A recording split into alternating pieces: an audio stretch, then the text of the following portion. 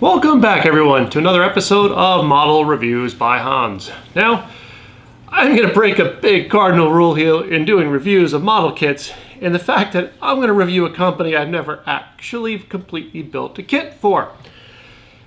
The one I'm talking about here is going to be, and I apologize for my terrible pronunciation, Asuka, or Asuka, but Asuka is how I'll pronounce it, from Japan. This is a company, when you talk about a quirky company, this is one of them. Anyway, they have essentially two lineups to what they produce. They have a whole lot of Shermans and this kit, Panzer II Lukes. I believe they also offer it in 124th. Seriously, they have like 25 or so, I don't know, there's a lot. Like a whole bunch of Sherman kits and one non-Sherman. Go figure. Anyway, though, so the thing is with these kits is that, like a lot of other modelers, I may not have actually built a full kit from them, but I have used their stuff quite a lot. And these guys, when it comes to reputation, these guys are the gold standard for Sherman kits, or at least they were up until very recently when companies like Ryefield and others have produced their overly complicated, masochistic Sherman kits. So, for superb, every little nut and bolt detail everywhere on the tank, these guys are no longer the hot ticket. In many ways, they never were in that regard. But when it comes to very solid, very well engineered, very good Sherman tank kits, like I said, these guys have been the gold standard for probably a couple of decades now. Now, historically, actually, they have not been under this name. Initially, they were under the name Tasca for their Sherman lineup. And I haven't been able to really find much on it again recently, but their Panzer II Lukes, which was their first kit, was actually sold under the name Bego, or Bego, B-E-G-O. I don't know if that was a different company, they took over the mold, or that was their first in many names, but they started off with the Panzer II, and this kit is still, after a couple of decades, this is, I think, 99, 2000, 2001 range, I'm not quite sure. This is still regarded as the better Panzer II kit out there. Many reboxings, Academy has resold it. A couple other companies have actually reboxed this kit. Not border models, though. This is definitely a superior kit. But they're Panzer II Lukes, and this has been a kit that's been on my list to build for quite some time. But like I said, very, very well-regarded kit still for the subject matter. But they're Shermans. This is where they got their name. Now, I actually have a Sherman here on the bench. Again, this is a build from about 20 years ago. And I used a lot of elements from, at the time, the Tasca lineup. Now, the thing is that they only had a couple Sherman options initially. There was like a Firefly, and honestly, for quite a while, it was only the Firefly. But what they did do was they sold their suspension separately, and they sold a lot of their individual sprues that come within the kits separately. So this is really how they got their name in the modeling world, was that if you had a mediocre kit, like I've mentioned in the past, an Italyri or Italyri-derived Sherman that had a mediocre suspension, which would be your Italyri kits, your Academy kits, and honestly, in some ways, your Tamiya Shermans are also somewhat on the mediocre side. You can get their suspension. Also, you have their machine gun sets. So this is the Browning M1919, the 30 cal. Their 50 cal is probably one of the best in plastic still. Or you have like this little guy here they sold separately, which is their periscope guards. It sounds like a really silly little thing, but this is like the little protective metal frame that goes up around the periscopes on Shermans to protect them from damage. These sort of things, people bought the hell out of them. And as the Tasca lineup grew, they bought a lot of their Shermans as well. I remember there was one particular ad, and a lot of people couldn't figure it out, but it showed a cross-section of a turret. They were showing that they actually had scale thickness of the turret armor, so that if you put an interior in it, everything was going to be dimensionally accurate. Now, they do have their own little foibles to them, so I'll go over that when I go into a bit more detail, but these are fantastic kits. Like I said on my Sherman 3 here, now this was a kit that I built before a Direct Vision Sherman 3 was available in the mainstream. I believe it's a Chesapeake Models hull, Chesapeake Models turret. I can't remember where I got the interior from, but it's a Tasca road wheel and suspension set, and I think it's an AFV Club tracks. Like I said, this was a case where at the time, you just couldn't get this kit without a massive kit bash project. But like I said, I use the Tasca suspension here. I've used their parts in a lot of their other kits, so I have a lot of really good things to say about them. But let's get into the kit itself here and give you a breakdown and show you how things are done. Now, as I mentioned, this is pretty much the only non-Sherman in their lineup, so I'm going to give it a very cursory review here, just to show you some of the similarities in the different styles. And with Tasca, of course, you are going to have rubber band style tracks. I am not personally a huge fan of these, just because this type of track on, say, a German or a Soviet vehicle with a rear drive sprocket with what they call a dead track, they just don't look great. But the Tasca or Asuka versions are well done, so they are among the better rubber band tracks. They're just not my preference, but if you're okay with them, they do end up looking quite nice. Now, most of them are going to be molded in a color kind of similar to what the actual vehicle is going to be. This is one of their simpler kits, but molded in tan here. And all of their kits are a flat pack style hull, so you have your base plate, your side plates, your glacis, and your rear hull plate in there. Instructions. Sorry, before I get to that, you typically are going to have a little bit of photo etch, not a terrible amount, pretty much just in the spots where it makes sense, and not something overly complicated like an Edward accessory set where they put a lot of photo etch because they're selling you photo etch. Now, their instructions are very reminiscent of Tamiya instructions. You're going to have your black and white line drawings, a little bit of a, what you might call it, like a mascot kind of guy from time to time in their instructions. Typically, majority of the writing is going to be in Japanese. A little bit of English where you need it, but honestly not enough. The instructions are usually quite easy to follow, well made, a little bit on the complex side just because of the nature of their kits, but not too bad at all. A little bit of unique things in their kits, like for instance, they do find unique ways of building things. Like on the Panzer II, you have the unique star. Yeah, boy, I've said unique a lot there. I'm gonna try not to do that anymore. You have the star antenna, so they actually have a molded form for you to bend that out of the photo etch rather than do it in plastic. And again, because they are flat pack style kits, your turret, of course, is going to be made of, what is that, 6 pieces for your turret, whereas a lot of other brands, it would just be a top piece, a bottom piece, and then the gun assembly. Again, with the upper hull, a lot of separate units to make that upper hull. So that's their Panzer II. Like I said, is pretty much their only non-Sherman kit, their only German kit. They kind of found their niche and they stuck with it. Now, for my Sherman example, of course, I have the Jumbo M4A3E2. And ironically, it is one of the few kits that actually has artwork that matches the other one that I have. Most of their artwork is completely inconsistent. You can't really tell from box to box if it's still them. They completely different style, type, everything in artwork on the top from kit to kit. Pretty much all the writing other than the major logos is in Japanese. Now, similar to like Academy, they do include pictures of completed models on here, but they're kind of painted very basic, very simple, very achievable to your average modeler so that you can finish it up and say, hey, I got one that looks like it's on the box, which is a good thing. And we get the box open, standard top opener. Instructions. Now, I'm not going to go on too much detail about the instructions, but I might show some content just for clarifying things about the kit itself. They're your standard black and white instruction sheets, line drawings, very easy to do, but kind of like newsprint kind of quality. They're not like glossy or anything like that. And one thing I don't like though about their instructions is that the paint schemes are all done in black and white, which is great because if you have something that's colorful, it's hard to figure out what it is.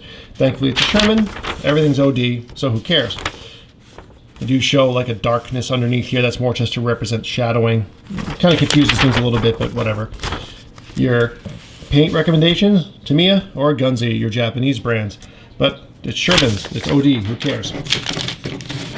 As far as some of the things I wanted to show you in the instructions rather than build up pieces to show you. I mentioned an Italiary style Sherman previously in my Dragon review. This is definitely not. The easiest way you can tell though is when you look at your suspension breakdown, your road wheel swing arms are separate pieces as opposed to like a single piece rocker like on an Italiary or a DML, things like that. This is going to give you much more ability to accurately position the suspension the way it would have been done. And also you do even have like little rubber sheets in here for giving tension to the suspension to kind of make it workable. So you definitely have a lot more ability to work a suspension in these kits than you do with other brands. And I'm not going to break out the bag because it's too delicate, but they're 50 cal and instructions here for it. Their 50 cal is one of the best in plastic I have ever seen. It is available as a separate kit. If you have a need for a 50 cal or the one in your other kit sucks, this is the one to buy. I mean, we're talking like it actually has fully molded ammunition belts, whereas most companies don't give you anything, or like they'll give you like a photo etch strip that just looks terrible. But otherwise, like I said, it's black and white line drawings, nothing you've never seen before. Anyway, for brevity, I did actually take some of the stuff out of the bags already to show you some of the details on the parts, but you're going to find like companies like Fine Molds and Asuka, a lot of bags, a lot of sprues, not many parts on individual sprues. Some of these are kind of like generic multi-kit accessory sets. Again, with these guys, a lot of these accessories are sold separately. Like here we have, I believe this is the 50 cal, or at least parts of the 50 cal. It's 50 cal sold separately. Your suspension sold separately. They have like a half a dozen different versions of it. So if you need a better suspension or you're doing a kit bash or something, I know that AFV Club also sells theirs separately. These are better. Trust me, these are better. Now, one thing I like, now with these kits, they were mostly released in the early 2000s, and Dragon had the whole thing with the clear cupolas, which some people liked, some people hated. Clear and opaque green. You get both options in there, which is nice.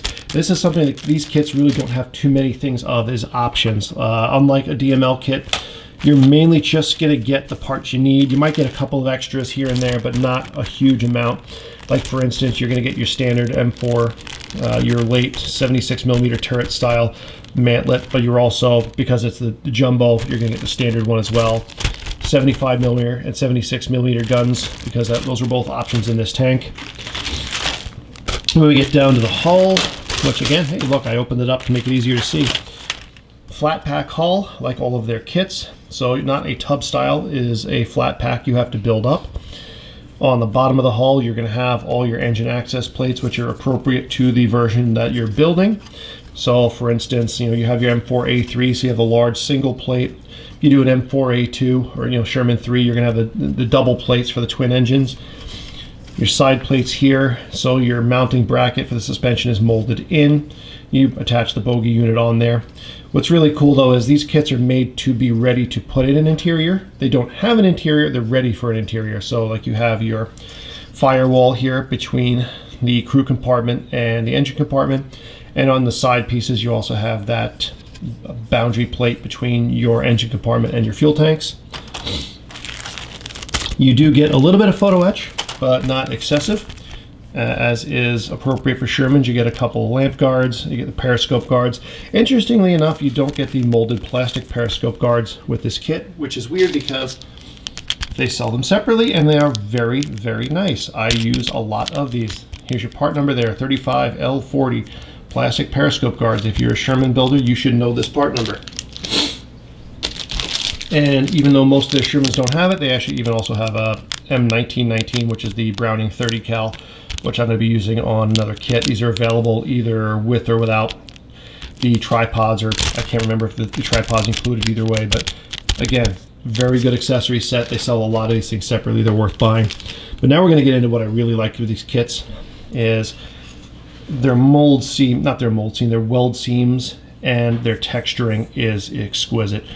This is rivaling anything even to this day. These kits, most of these Asuka kits were early 2000s, 2010, 2015 at the latest, I think is the last one they released as a new kit, but their weld seams are amongst the best out there. You do not need to do any work on the weld seams at all.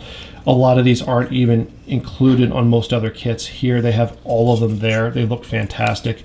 You have very good texturing on the actual armor there, particularly like up on here. You can really see it, I hope. And between your turret halves, of course, you have your seam line, but they mold the seam line where it represents the reality on a real tank. So that works out very nicely in your favor. And when we look at the upper hull, again, All your weld seams are there. They look fantastic. The cast sections, because a lot of people don't realize, even on a welded hull Sherman, there were a couple parts that were still cast from time to time. Casting looks fantastic. You have all the bolt heads along the turret, ring, base. Again, all the weld seams are there. All of them look great. The only spot you're going to see that's not really fantastically textured are spots that get covered up. Again, weld seaming in there. These kits, they really put the effort in to make them good, and they did a lineup of Shermans to keep everybody happy with what you have.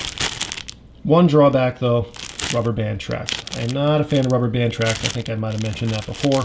If I didn't, I'll mention it again. I don't like them. It's just not my style. But when it comes to this type of track, they are very well molded. You actually have the separation between the track pillars, where most other companies do not. They are much more flexible. These particular ones, these T51 tracks that they have the extended edge connectors molded in, which is appropriate for this particular tank. I don't recall if they sell these separately or not. They may not. Like I said, it's from my needs. I don't typically buy aftermarket rubber band tracks. So this is what, and interestingly enough, you do actually get a couple little poly caps with a bit of shades of Bandai in there, which is going to be for your road wheels to keep them turnable. It's one of those, it's interesting thing that they do. And you also have like some rubber sheeting in here that's used in the bogey units on the suspension to give the suspension a little bit of give and a little bit of weight to it. But that is essentially what is included in your Sherman kits. Like I said, a lot of screws, typically engineered specifically for the version you're building. Only a couple spares here and there, but not like a Dragon kit where you're going to have 3 or 4 different turrets, things like that. Like in this one, you get the extra mantlet, but that's about it. Not much else there. So that is what these kits look like on the inside. Again, it's one of those, I kind of feel bad not having a fully built up one here to show you guys all the detail, because these are phenomenally good kits. Really something I can't rave enough about what these kits are. These have always been considered kind of special by a lot of builders, and they deserve all of that praise. But there's really only one downside to this company I can kind of give you. It's that I love their Shermans. Their Shermans are fantastic. They, other than this one vehicle, they've only ever done gun tank Shermans. M4 A1s, A2s, A3s, A4s, Fireflies, Jumbos, your straight M4s, direct vision, all that stuff. They've done them, pretty much all of them.